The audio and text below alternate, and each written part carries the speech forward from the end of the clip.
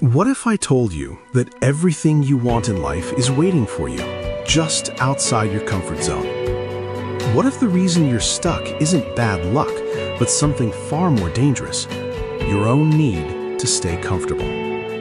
This is a story about a man who had steady work and a predictable life, until the day he realized that predictable meant nothing at all. His name was Samuel, 30 years old, a blacksmith's apprentice in a mountain village. He'd held the same position for 12 years, the same rank, the same duties, the same life. Every morning, Samuel woke at dawn, stoked the forge, hammered nails and horseshoes, repaired broken tools, collected his wages, went home. The work was steady. The master blacksmith was fair. The routine was predictable. But Samuel had a secret. Late at night, when everyone slept, he'd sneak back to the forge, and there, by dying embers, he'd work on something different. Swords. Not ordinary swords, masterwork blades, Damascus steel with patterns like flowing water, hilts wrapped in leather and wire, weapons that were art. Samuel had studied the old techniques, learned from ancient texts, practiced folding metal thousands of times. He was good, better than good. His blades were exceptional, but no one knew, because making swords meant taking risks. It meant moving beyond apprentice work. It meant standing out. And Samuel had learned long ago that standing out was dangerous. So he kept his head down, made his horseshoes, and dreamed in secret. One evening, as Samuel hammered at the forge, his master approached him. "Samuel, you've been with me 12 years. You're skilled, reliable, but you're still an apprentice." Samuel looked up, heart racing. "You could be more, but you'd have to want it. You'd have to push yourself, try new things, take on challenges." Samuel nodded slowly, but inside, fear gripped him. "I'm comfortable here, master. I know my work." The old blacksmith sighed. "That's exactly the problem, lad. Comfort is a slow death for craftsmen, but I won't force you." He walked away, leaving Samuel alone with his hammer and his fear. That night, Samuel sat in his small room, staring at a sword he'd hidden under his bed. Beautiful, perfect, useless, because he was too afraid to show it to anyone. Then, one winter morning, everything collapsed. Samuel arrived at the forge to find it cold, dead. His master sitting on the steps, face pale. "I'm sick, Samuel. My hands shake. I can't work anymore. I'm closing the forge. I'm sorry." Just like that, 12 years, gone. The village had no other forge and no other work for a blacksmith. Samuel's entire life had been built around this one place, and now it was over. For 2 weeks, Samuel did nothing. He sat in his room, ate what little food he had, watched his savings disappear. Other craftsmen offered him labor work, hauling, digging, work that didn't require skill, work that paid almost nothing. He took what he could get, but every day felt like dying slowly. One evening, desperate and broken, Samuel pulled that sword from under his bed. He held it in the firelight, studied the patterns in the steel, the balance, the edge. This was his best work, his truest work, and it had been hiding under his bed for 3 years. Something inside him cracked. Not despair, rage. Rage at himself, for wasting years, for hiding, for choosing comfort over calling. The next morning, Samuel made a decision that terrified him. He took that sword to the village square, set up a small table, and displayed it. People walked by. Some stopped, stared, whispered, "That's Samuel the apprentice. What's he doing?" One merchant approached, examined the blade, ran his finger along the flat.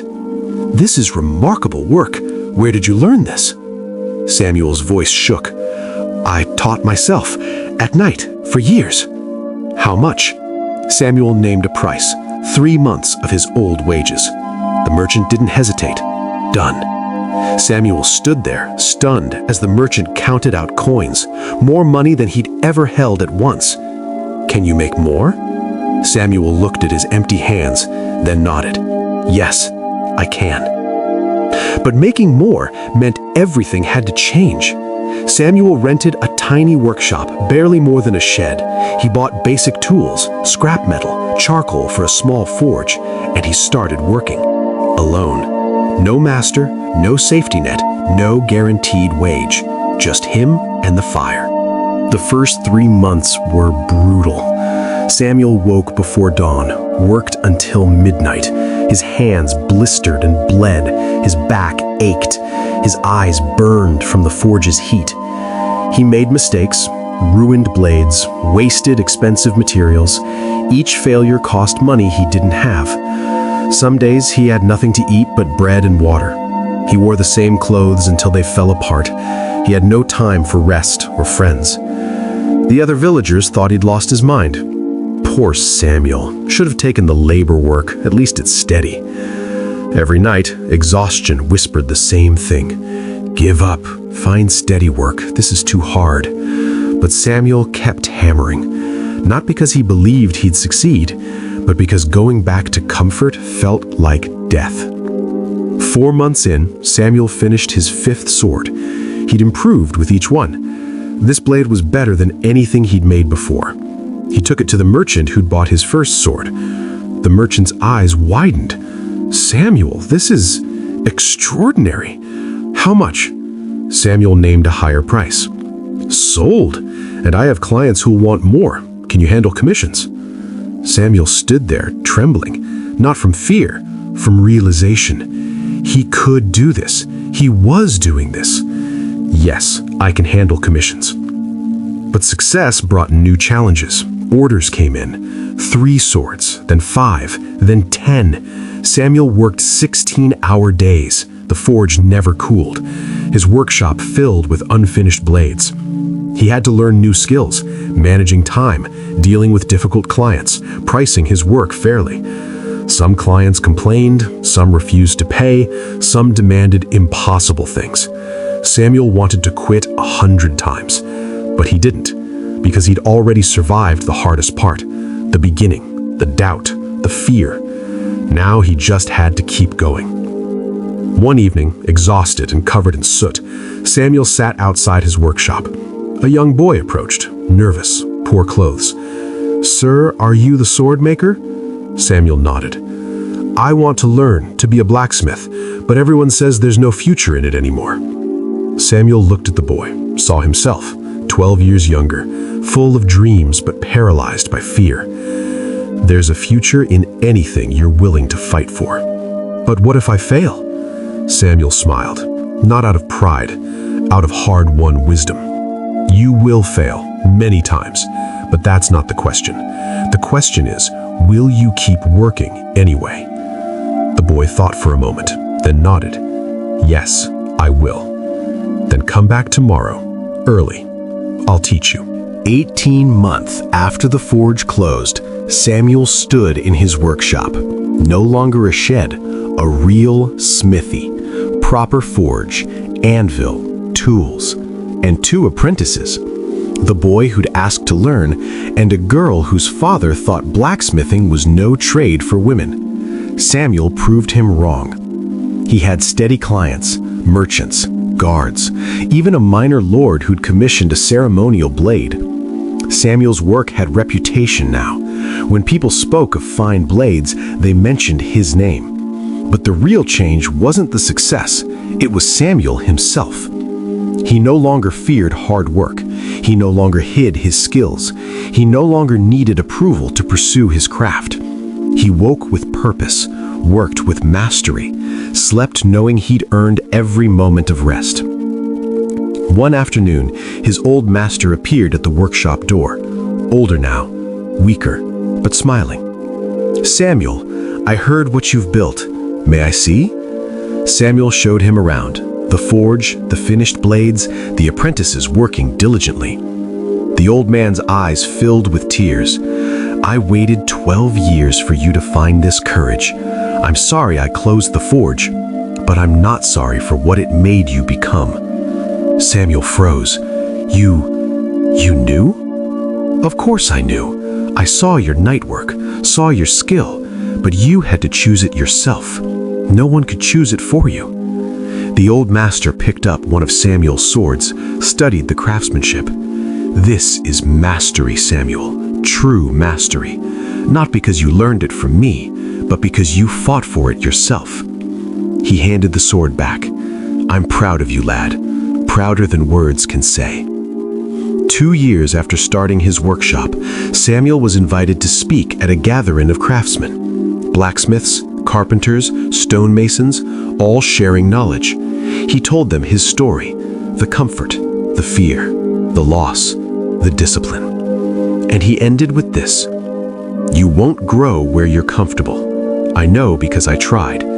I spent 12 years hiding my best work because I was too afraid to fail.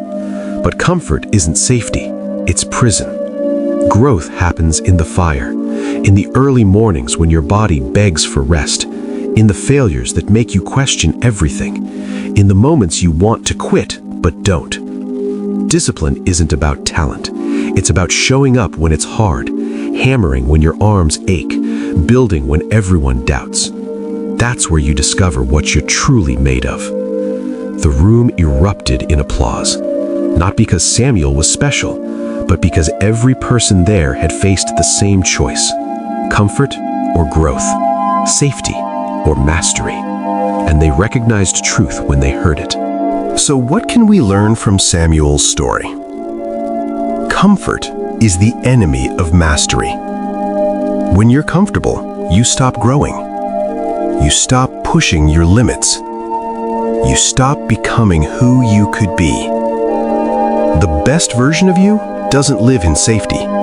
It lives in the challenge, in the work that demands everything you have and then asks for more. Discipline beats talent every time. Samuel wasn't the most talented blacksmith, but he was the most disciplined. He showed up every day. He worked when he was tired. He learned from every failure. That's what separates masters from everyone else. Not gifts, not luck, discipline. Fear of judgment keeps more people stuck than actual failure. Samuel didn't fail for 12 years. He succeeded at hiding, at playing small, at keeping his best work secret because he feared what others would think. Real failure is letting fear make your decisions. It's dying with your gifts still locked inside. Your life won't change until you risk everything. Samuel didn't transform because he got lucky. He transformed because he lost everything and chose to build something new. Growth requires risk. It demands that you bet on yourself when no one else will. Here's the truth most people won't tell you.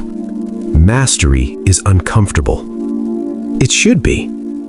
That discomfort is proof you're pushing beyond your limits. You're forging something new. You're becoming someone stronger. And yes, you'll fail. You'll waste time, money, materials. You'll work for months with nothing to show for it. But you know what's worse? Dying with your masterwork still hidden under your bed. With your greatest gifts locked away because you were too comfortable to risk sharing them. So ask yourself, what are you hiding? What skill have you been practicing in secret? What version of yourself are you too afraid to show the world?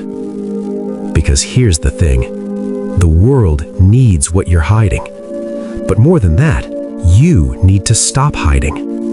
Not for applause, not for approval, but because living small when you're meant for mastery is the cruelest thing you can do to yourself. Samuel's story isn't unique. Thousands face the same choice every day. The difference is what they do with it. Some choose comfort, and 20 years later, they're still in the same place. Same routine, same regrets, same masterwork hidden away. Others choose discipline. They light the forge. They risk everything. They hammer away in the darkness. They build something real with their own hands. Not because they're fearless, but because they decided that mastery was worth more than comfort. This is your reminder. You won't grow where you're comfortable. So step into the fire. Embrace the heat. Discipline yourself and forge something extraordinary. Not overnight, not easily, but permanently. Because on the other side of discipline is the master you've always been meant to become. The craftsman, the creator, the one who doesn't hide. And they're waiting for you. The question is, will you light the forge and start hammering?